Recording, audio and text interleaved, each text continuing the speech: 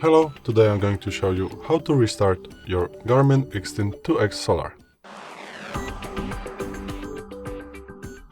So, if the watch is freezed, the screen is freezed, bugged, you need to hold the control button for about 10 seconds.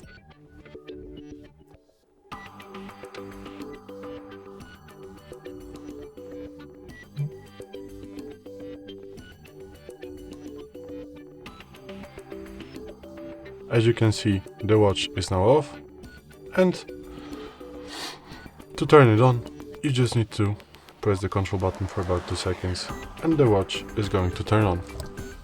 Thank you for watching. If it helped, please hit the subscribe button and like button. Bye.